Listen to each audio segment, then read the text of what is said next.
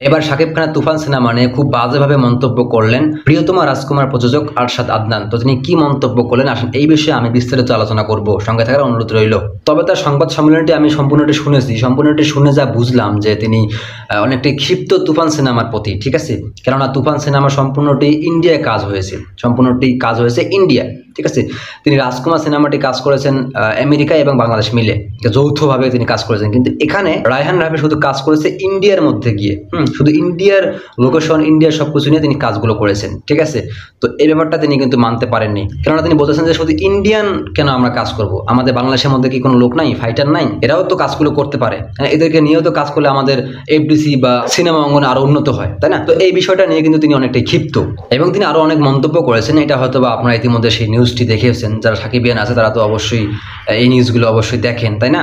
আমার কাছে মনে হয় যে হিংসা মানুষের ভিতরে ঢুকলে এরকমটা হতে পারে। কেননা সাকিবের তুফান সিনেমাটি তারা ইন্ডিয়া তৈরি করতেই পারে, স্বাভাবিক, তাই না। এটাকে আপনারা সাপোর্ট করেন, ভালোভাবে জিনিসটাকে শেষ করার একটা ব্যবস্থা করেন, তাই না।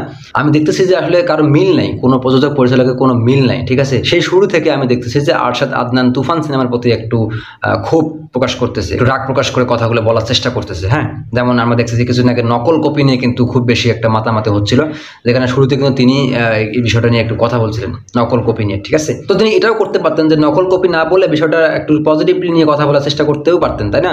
তো তিনি না করে তিনি আসলে ক্ষোভ প্রকাশ করে কথাগুলো বলার চেষ্টা করে। তো প্রযোজক আরশাদ আদনানের এই ধরনের মন্তব্য করার পর, সেই ভিডিওটি প্রকাশিত করার পর আর কি, তো সেই ভিডিওর আমি কমেন্ট বক্স দেখেছি, সেই কমেন্ট বক্সের মধ্যে বিভিন্ন ধরনের মন্তব্য আমি দেখতে পেয়েছি। হ্যাঁ, অনেকেই বলতেছে যে আরশাদ আদনান আর টাকলা ইকবালের কপি। তো সেই কমেন্ট বক্স দেখে বুঝলাম যে সবাই আরশাদ আদনানের প্রতি অনেকটাই রাগান্বিত, অনেকটাই মন খারাপ। তো দেখা যায় শাকিব খানের তুফান সিনেমায় কিন্তু অবশ্যই আসবে এবার ঈদুল আজহায়। হ্যাঁ, আমরা দেখবো, দেখার পর আমরা কিন্তু দর্শকদের প্রতিক্রিয়া জানবো, এরপর কিন্তু আমরা ভিডিও তৈরি করবো, তাই না। অবশ্যই আপনারা আমার চ্যানেলে কানেক্ট থাকবেন, আমরা অনেক কিছু এখানে আপডেট দেওয়ার চেষ্টা করব। আর দেখা যাক আরশাদ আদনান শাকিব খানকে নিয়ে আর কোন কোন কাজগুলো করেন। হ্যাঁ, আমরা তো গতকাল স্টেটমেন্ট দেখলাম যে তিনি সাহেব সিনেমায় শাকিব খানকে রাখবেন না। তো এই বিষয়ে কিন্তু আমি ভিডিও তৈরি করেছি, এটা হয়তো জানি না কোনটা আগে আসবে, কিন্তু আমি এই বিষয়ে কথা বলেছি, আপনারা একটু দেখার ট্রাই করবেন।